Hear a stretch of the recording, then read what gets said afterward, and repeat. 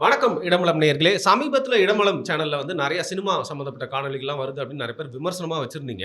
ஆனா, அந்த காணொளிக்கு தான் அதிக வியூஸ் வந்து போகுது. நம்ம அரசியல் காணொளிகளும் போட்டே இருந்தா பேரலலி இதுதான் வந்து வியூஸ் போகுது. அதான் புரிஞ்சுக்க முடியல. ஒரே புதிரா இருக்கு. கியூரியாசிட்டியா இருக்கு. இந்த சோசியல் பிஹேவியர பத்தி எனக்கு புரிஞ்சுக்க முடியலன்றனால தான் ஒரு கேள்வியா வைக்கிறேன். அத பத்தி உங்களோட கருத்து என்னன்னு கீழ கமெண்ட் பண்ணுங்க. இப்ப விடுதலை 2 அந்த படத்தோட ஓட்டம் வந்து வெளிவந்திருக்கு. அந்த படமே அரசியல் சம்மந்தப்பட்ட கதை தான்.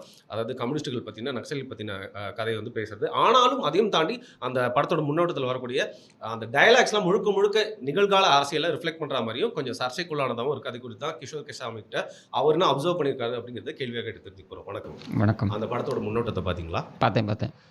விடுதலை 1 உங்களுக்கு நீங்க படம் பார்க்கணும்னாலும் சொல்றேன். அது ஒரு நக்சல் இயக்கத்தை பத்தின நம்ம தமிழ்நாட்டிலே தமிழ்நாடு விடுதலை படை அப்படிங்கிறவங்களாம் இருந்திருக்காங்க இல்லையா? அது மட்டும் இல்லாம தமிழரசன் தானே? தமிழரசன், பொன்பரப்பி தமிழரசன், அதுக்கப்புறம் வந்து வாத்தியார் அப்படின்ற ஒருத்தரே வந்து இருந்திருக்காரு. அண்ட் வீரப்பன், அங்கே வாச்சாத்தியில் நடந்தது எல்லாத்தையும் வந்து கலந்து வந்து சொல்லியிருப்பாங்க. இந்த செகண்ட் பார்ட் வந்து வருது. மேபி ட்ரையாலஜியாக கூட போகலாம்னு சொல்கிறாங்க. இந்த படத்தோட முன்னோட்டத்தில் நிறைய விஷயங்கள் வந்துட்டு இருந்துச்சு. நான் ஒன்றா வந்து கேட்குறேன். ஸோ உங்களோட அப்சர்வன்ஸ் என்ன அப்படிங்கிறத சொல்லுங்கள். அதில் வந்து இளவரசு வந்து இன்னொரு கேரக்டர் கிட்ட ஒரு டைலாக் சொல்கிறாரு.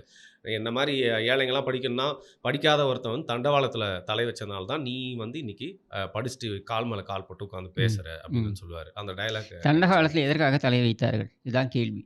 சரியா? தண்டவாளத்தில் இது நான் சொல்லலை, நாஞ்சில் சம்பத் சொல்லியிருக்காரு. கருணாநிதி வைத்த தண்டவாளத்தின் நம்பர் பிளாட்ஃபார்ம் நம்பர் 2, ரயில் வந்த பிளாட்ஃபார்ம் நம்பர் 4.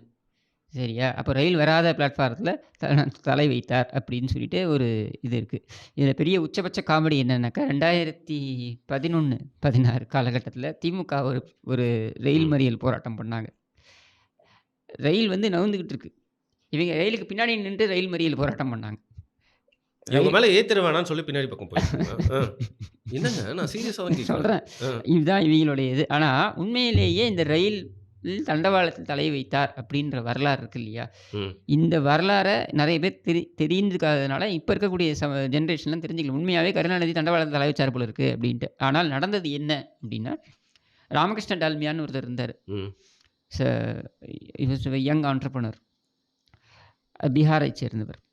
ராமகிருஷ்ண டால்மியா வந்து ஒரு சிமெண்ட் தொழிற்சாலையை அந்த தொழிற்சாலையை வந்து அங்கே அமைக்கிறார். தமிழ்நாட்டில் ஒரு கள்ளக்குடி அப்படின்ற அந்த இடத்துல அதை வச்சுருக்காங்க. அந்த ஃபேக்ட்ரி அவர் என்ன பண்ணுறாருன்னா, அட்வான்ஸ் டெக்னாலஜியோட இன்னும் கொஞ்சம் மெஷினரிலாம் அட்வான்ஸாக கொண்டு வந்து அதை வந்து அந்த ப்ரொடக்ஷனை அதிகப்படுத்துகிறார். அப்போது இப்போ வரைக்கும் இருக்கக்கூடிய பிரச்சனை சிமெண்ட் இண்டஸ்ட்ரியை பொறுத்த வரைக்கும், சிமெண்ட் இண்டஸ்ட்ரியில் இருக்கவங்களுக்கு தெரியும், கார்டலைசேஷன் சொல்லுவாங்க. அது என்னென்னா, சிமெண்ட் உற்பத்தியாளர்கள் எல்லோரும் சேர்ந்து ஒரு குழுவாக இருப்பார்கள். இவர்கள் இந்த சிமெண்ட் விலையை இறங்காமல் பார்த்துப்பாங்க. இந்த சிமெண்ட் விலை இறங்கக்கூடாதுன்னா என்ன, உற்பத்தியை கட்டுப்படுத்துவார்கள். டிமாண்ட் இருக்கணுன்றதுக்காக உற்பத்தியை கட்டுப்படுத்துவார்கள். இப்போ ஒரு இப்போ 20 நாள் ப்ரொடக்ஷன்னா அதோட நிறுத்திடுவாங்க. 10 நாள் ப்ரொடக்ஷன் பண்ண மாட்டாங்க. இவங்க எல்லாரும் சேர்ந்து அப்போ தான் சிமெண்ட்டுக்கு எப்போவுமே ஒரு டிமாண்ட் இருக்கும். அப்போ விலையை நீங்கள் அதிகமாகவே வச்சிருக்கலாம் அப்படின்றது தான் இதோடைய நோக்கமே. இந்த நோக்கத்திற்கு நேர் எதிர் நிலைப்பாட்டை இது எடுக்குது. யார்? ராமகிருஷ்ண டால்மியா எடுக்கிறார். ஸோ இந்த பெரிய உற்பத்தியாளர்கள் இருக்காங்களே, இவங்க எல்லாரும் வந்து ஏசிசி, அப்போ வந்து ஏசிசி இன்றைக்கி தான் வந்து ஏசிசி வந்து அந்த அம்புஜா அவங்களோட ஜாயின் ஆகி வந்து அப்போ வந்து ஏசிசி வந்து செப்பரேட் கார்டலாக இருந்தது. சிமெண்ட் உற்பத்தியாளர்கள் சங்கமாக இருந்தது. அந்த சிமெண்ட் உற்பத்தியாளர்கள் சங்கம் வந்து இந்த டால்மியா சிமெண்ட்டை எப்படியாவது பிரச்சனையை ஏற்படுத்தணும் அப்படின்றதுக்கு கையில் எடுத்த கருவிதான் கருணாநிதி. இது அப்போ அண்ணாதுரைக்கு தெரியாது. இப்போ அண்ணாதுரைகிட்ட இவங்க என்ன போயிட்டு சொல்கிறாருன்னா, கருணாநிதி டால்மியாபுரம் என்று அது பேர். ஆக்சுவலி அந்த ஃபேக்ட்ரி வந்து அங்கே இருக்கக்கூடிய உள்ளூர் மக்கள் எல்லாருமே அங்கே பணிக்கு போகிறாங்கன்னு பொழுது எங்கே போகிறீங்கன்னா டால்மியா ஃபேக்ட்ரிக்கு போகிறேன், எங்கே போகிறீங்கன்னா டால்மியாபுரம்னே அனுபுரம்னு பேர் வச்சுருக்காங்க. அது மாதிரி டால்மியாபுரம்னே அது பேர் வந்துருச்சு. இந்த டால்மியாபுரம்னு பேர் வந்ததுனால இந்த டால்மியாபுரம் என்பதனை மாற்ற வேண்டும், கல்லுக்குடி என்று பேர் இருக்க வேண்டும். டால்மியாபுரம் என்பது அப்போ வந்து தமிழா பிஹாரியா இப்படின்ட்டு பிரச்சனையை உண்டு பண்ணி கருணாநிதி முன்னெடுத்துட்டு போறார். அப்போ வந்து பார்த்தீங்கன்னா, கண்ணதாசன் தலைமையில் ஒரு போராட்டம் வேற ஒரு விஷயத்திற்காகவும், இந்த கருணாநிதி அவர் சொல்றாரு, அண்ணாதுரையே சொல்றாரு, அந்த போராட்டத்திற்கு நான் கண்ணதாசனை அனுப்புகிறேன், இந்த போராட்டத்துக்கு என் தம்பி கருணாநிதி செல்வாருன்ட்டு. அண்ணாதுரைக்கு தெரியாது, இந்த ஏசிசியோட ஆங்கிள் தெரியாது. சரியா? கல்லுக்குடியில் இவங்க ரயில் மறியல் போராட்டம் பண்ணுறாங்க. இந்த போராட்டம் இவங்களுடைய பேச்சின் காரணமாக வன்முறையாக மாறுது. இது வன்முறையாக மாறியதில் என்ன ஆகுதுன்னா, ஒரு ட்ரெயின் வருது. அந்த ட்ரெயினில் டிக்கெட் எடுத்து பயணித்த 2 பேர். ஏன் டிக்கெட் எடுத்து பயணித்த 2 பேர்னு சொல்கிறேன்னா, கருணாநிதி தூண்டுதனால் அந்த வன்முறை வெடிக்குது. வெடிச்சு அந்த 2 பேர் இறந்து போகிறாங்க. 12 காவலர்கள் படுகாயம் அடைகிறார்கள். கருணாநிதி கோர்ட்டில் ஆஜர்படுத்தி கைது பண்ணி கோர்ட்டில் ஆஜர்படுத்தி கருணாநிதிக்கு 2 மாத சிறை தண்டனையும் ₹35 அபராதமும் விதிக்கிறாங்க. சரி. சரியா? இதுதான் வரலாறு. அதில் அப்பாவிகள் 2 பேர் இறந்து போனாங்க. அதாவது அவங்க பிரயாணம் பண்ணுறாங்க, ஒரு இடத்துல இன்னொரு இடத்துக்கு பிரயாணம் பண்ணக்கூடியவங்க, அவங்களுக்கு இதுக்கு சம்மந்தம் கிடையாது. ஆனால் அவர்கள் கொல்லப்பட்டார்கள். அவங்க பண்ண ஒரே தப்பு டிக்கெட் எடுத்து பயணித்தது தான். சரியா? இதை தெரிந்து கொண்டு அண்ணாதுரை அதற்கப்புறம் சில மாதங்கள் கோபித்து கொண்டு கருணாநிதியிடம் பேசவே இல்லைன்றதை நான் பதிவு பண்ணல. இதை பதிவு பண்ணியிருப்பது கருணாநிதி நெஞ்சுக்கு பீதியில் இந்த மாதிரி வன்முறை வெடித்தது அப்படின்ட்டு. அதுக்கப்புறம் அவர் தெரிய வந்திருக்கும். இவ்வளோதான் விஷயம். சரியா? இப்போ நம்முடைய கேள்வி இங்கே ஸ்ட்ரெயிட்டாகவே இதில் இன்னைக்கு படித்து உட்கார்ந்துருக்கிறதுக்கும் கருணாநிதி பண்ண இந்த வேலைக்கும் என்ன சம்பந்தம் இருக்க முடியும்? இல்லைங்க, இந்த நிகழ்வு வேற, பட் அந்த நபர் செஞ்ச செயல்கள் அப்படிங்கிறது வேற. அந்த தண்டவாளத்தில் தலை வச்சு படுத்தவர் படிக்காதவர் தான். அதற்கப்புறம் பின்னாங்க நீங்கள் அவர் தண்டவாளத்தில் தலை வச்சு படுத்ததுனால தான் இவன் படித்தான்னு சொல்கிறதுக்கு என்ன கனெக்ஷன்? இப்போ இந்த பேப்பர் ரவுடி அப்படின்ற ஒரு டைலாக் வரும் வெற்றிமாறனோட வடச்சென்னை படத்தில். அது மாதிரி சும்மா ஷார்ட் ஃபிலிம் டைரக்டர் இல்லைங்க, நிஜமாவே கிராஃப்ட் தெரிஞ்ச one of the best directors in Tamil cinema. அவருக்கு அரசியல் தெரியும். அவர் ஏன் இந்த மாதிரி ஒரு அது வேற வழியே இல்லை. நீங்கள் எல்லாம் தியேட்டர் கிடைக்கணும்ல. உங்களுக்கு தியேட்டர் கிடைக்கணும்னா இந்த கெட்ட குடும்பத்தை நீங்கள் புகழ்ந்து ஏதாவது ஒன்று பேசி ஆகணும்ல. உங்களுக்கு தியேட்டர் கிடைக்கணும்ல. இல்லைங்க, இப்போ ரெட் ஜெயண்ட் என்றைக்குமே வெற்றிமாறன் அவர்களும் திமுகவுக்கும் ஒரு நல்ல உறவு தான் இருந்திருக்கு. ஆமாங்க, எல்லாருக்குமே இருக்கணுங்க. இன்னைக்கு எல்லாருக்குமே இருந்து ஆகணும், வேற வழி கிடையாது. அதுக்கு முன்னாடி இருந்தது அது என்னன்னாக்கா, அதுக்கு முன்னாடி இருந்த அரசாங்கத்துக்கு எதிராக பேசுவது என்பதனை இந்த சினி ஆக்ட்ரஸ் இல்லை சினி ஃபீல்டில் இருக்கவங்களை வைத்து பேசுவது, பொது கருத்துக்களை வைப்பது அப்படின்ற பேரில் சூர்யாவிலேருந்து ஆரம்பித்து எல்லாரும் வச்சதுன்றதை நம்ம பார்த்தோம். சரியா? இவங்க இந்த 3 வருஷமாக வாயை மூட்டு தான் இருக்காங்க. எந்த பிரச்சனையாக இருந்தாலும் அதுக்கு இன்னும் பேசுறது இல்லைன்றதை நம்ம பார்க்குறோம். சரியா? பட் நம்ம கேள்வி இங்கே என்னென்னா, இந்த குடும்பத்தை பாராட்டித்தான் இவர்கள் அங்கீகாரம் பெற வேண்டும் என்ற மோசமான ஒரு நிலையில் இன்னைக்கு இருக்கு. இன்னைக்கு அங்கீகாரம் பெற வேண்டிய இடத்துல வெற்றிமாறன் அவர்கள் தேட்டர் கிடைக்கணுங்க. தேட்டர் தானங்க அங்கீகாரம். ஆல்ரெடி ரெட் ஜெயின் தான் அந்த படத்தை அதைத்தான் சொல்கிறேன் நான். அப்போ அதுக்காக தான் அதை வைக்கிறாங்க. அவங்க அந்த குடும்பத்தை சந்தோஷப்படுத்தணும், குஷிப்படுத்தணுன்றதுக்காக வைக்கிறாங்க. கூத்தாடிகள் மன்னர்களை குஷிப்படுத்துவதற்காக செய்யக்கூடிய செயல் தான் இது. வெற்றிமாறன் குஷிப்படுத்துவதற்காக பண்ணிருக்க மாட்டேன். மேபி உங்களோட குற்றச்சாட்டு இதுவா இருந்தாலும் கூட நம்பியிருப்பேன். வலிந்து திணிக்க வைக்கப்பட்டிருக்கிறார் அப்படிங்கறத கூட நான் ஏத்துப்பேனே தவிர இல்லைங்க, குஷிப்படுத்தணும்லாம் அப்படிதான் வேற வழி கிடையாதுங்க. How will we survive? Theatre கிடைக்காது. நீ வெற்றிமாறன் ஆயிரு, நீ மணிரத்னம் ஆயிரு, யாராவனா இரு, தேட்டர் கிடைக்காது. அடுத்தது சரி. இப்போ இந்த டயலாக் ஆனாலப்பட்ட அமிதாப் பச்சனையும் கொண்டு வந்து இவங்க பக்கத்தில் குறை வைக்கலையாங்க? அமிதாப் பச்சனுக்கு ஏதாவது புரியுமாங்க? இவங்களோட இந்த மாநாட மாறுபாட டான்ஸ் எல்லாம் அங்கே ஆடிக்கிட்டு இருந்தாங்கல்ல, இது ஏதாவது புரியுமா? அமிதாப் பச்சனுக்கும் கருணாநிதிக்கு என்ன சம்பந்தம்? டான்ஸை பார்த்து எங்க புரிஞ்சுக்கணும்? டான்ஸ் பார்த்து ரசிச்சா சரிங்க. அவங்க என்ன வாட் இஸ் கோயிங் ஆன் அந்த ஸ்டேஜ்ன்றது அவங்க என்ன புரியும்? அமிதாப் பச்சனுக்கும் கருணாநிதிக்கு என்ன சம்பந்தம்? பக்கத்தில் உட்கார வைக்கலையா அமிதாப் பச்சனை? ஆனாப்பட்ட அமிதாப் பச்சனே இப்படி தான் உட்கார வச்சாங்க இவங்க பக்கத்தில். இந்த பக்கம் சூப்பர் ஸ்டார், இந்த பக்கம் கமலஹாசன், இவங்களை உட்கார வச்சுக்கிட்டு கும்மி அடிக்கலையா வாரம்? அத்தனை டைரக்டர்ஸு, ஆக்டர்ஸு எல்லாரும் போயே ஆகணும்னு அஜித்தே சொல்லலையா? வலுக்கட்டாயமாக எங்களை இந்த மாதிரி கூப்பிடுறீங்க அப்படின்னு சொல்லலையா அவர்? அப்புறம் தாத்தா பண்ணார்னா பேரனும் அதே வழி தான். சரி. இப்போ இன்னும் ஒரு டயலாக், அதுவும் ஒரு பேசு பொருளாக மாறி இருக்கு. அது பார்த்தீங்கன்னா, விஜய் அவர்களை குறிப்பிடுறதா நிறைய பேர் சந்தேகிக்கிறாங்க.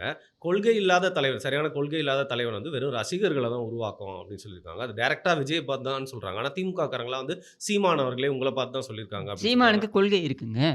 சீமான் என்ன கொள்கைன்றதை தெளிவுபடுத்திட்டார். என்னுடைய கொள்கை இதுதான், உனக்கு பிடிச்சிருக்கலாம், பிடிக்காம இருக்கலாம், ஓட்டு போடு, ஓடாமல் போ, அது என் பிரச்சனை இல்லைன்னு தைரியமாக சொல்லக்கூடிய ஒரு அரசியல் தலைவராக சீமான் இருக்கார். அதே மாதிரி ஒரு அரசியல் தலைவரை காமி, ஓட்டு போடு போடாத, என் கொள்கை இதுதான் அப்படின்னு சொல்லக்கூடிய ஒரு அரசியல் தலைவராக அவர் இருக்காரு. ஸோ இது விஜய், நான் என்ன கேட்குறேன்னா, விஜயோடைய கொள்கையை அவர் தான் தெளிவுபடுத்தி ஒரு மாநாடு நடத்தி கொள்கை, அவருடைய கொள்கை என்னன்றதை சொல்லிட்டாரு. சரி, வேற யாரை நோக்கி அந்த டயலாக் இருக்குன்னு நீங்க நினைக்கிறீங்க? யாரை நோக்கி வேணா இருக்கலாம், எதர்ச்சியெல்லாம் இல்ல. அதுதாங்க, இதெல்லாம் என்ன கொள்கை இல்லாத தலைவராக விஜய் இவர்கள் சித்தரிப்பார்கள் என்றால் உங்களுக்கு என்ன கொள்கை இருக்கு? உங்க குடும்பத்துக்கு வளப்படுத்திக்கணுன்றதை தவிர்த்து உனக்கு வேற என்ன கொள்கை இருக்கு? உங்க கொள்கை என்ன? அடுத்த இன்பநிதி உட்காந்தாதான் எல்லாம் நடக்கும் அப்படின்னு மேடையில் சொல்றான் பாருங்க. இதான் உங்களுடைய கட்சியோட கொள்கை. வேற என்ன இருக்கு? இந்த குடும்பத்தை விட்டா வேற எதுவும் நமக்கு ஒன்றும் இல்லைங்க, இந்த குடும்பம் தான் நமக்கு சரி வரும்னு சொல்றான்ல, அதுதான் உங்க கொள்கை. அதுக்கு கொள்கையே இல்லாமல் போகலாமே. சரி. இப்போ குடும்பத்தை தூக்கி பிடிப்பது தான் ஒரு கொள்கைன்னு இருக்கிறதுக்கு கொள்கையே இல்லாமல் போகலாம். அப்படிதான் நீங்க பாக்குறீங்க, அது உங்களோட பார்வை. இதுல நான் அப்படிதான் பார்க்குறேன். கொள்கை இல்லாத ஒரு நபர் அப்படின்னு நீங்கள் சொல்ல போறீங்க, விஜயை சொல்ல போறீங்கன்னா ஊரே உங்களை பார்த்து சிரிக்கும். ஏன்னா என்ன கொள்கையை நீங்கள் வச்சிருக்கீங்க, நீங்கள் மற்றவனை பார்த்து கை காமிக்கிறீங்க. சரி, அவர்களோட ரசிகர்கள் வந்து பேசிட்டு இருக்காங்க பொது தளத்துல. நீங்க பார்க்குறீங்க விவாதங்கள்ல. அவங்க எல்லாருமே வந்து அரசியல் மயப்பட்டு அரசியல் தான் பேசுறாங்களா? புரிதலோட தான் பேசுறாங்களா? சரிங்க. அவங்க ரசிகர்களா இருந்து இப்ப தொண்டர்களா அவங்க மாறிட்டாங்களா? அரசியல் படுத்தப்படுறாங்க. அவரே சொல்றாரே மேடையில. என்ன சொல்றாரு விஜய்? ம். என்னுடைய கட்சி வந்து இது ஒரு குழந்தை. அரசியலை அப்ப பொறுத்தவரைக்கும் அது அது வரைக்கும் குழந்தை. பேசாம இருக்கணும்ல. நம்மள வச்சு பேசி பேசி அது எப்படிங்க கத்துப்பாங்களா? பேசாம இருக்க முடியும்? ஆ. எப்படி பேசாம இருக்க முடியும்? நீ உங்க உங்க கட்சி மட்டும் நீங்க பேசி பேசி வளர்ந்த கட்சின்னு சொல்றீங்கல்ல. இத எப்படி நீங்க பேசாம இருக்க முடியும்? கண்டிப்பா பேசி தான் ஆவணும். பேசி அவங்க கத்துப்பாங்க.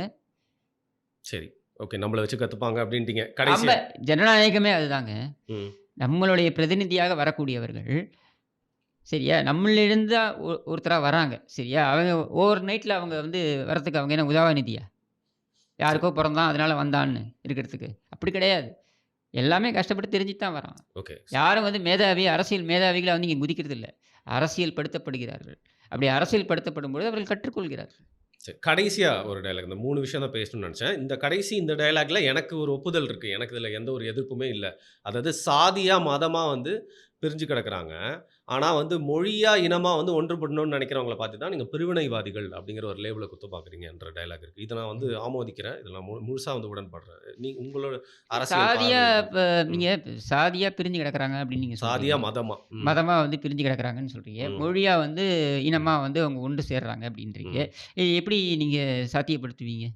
அப்போ அ வேறு நீங்க இல்ல, நீங்க தப்பா சமூகம் புரிஞ்சுக்கிட்டீங்க. சாதியா, மதமா பிளவுபடுத்துறது ஒரு சக்தி. சரி.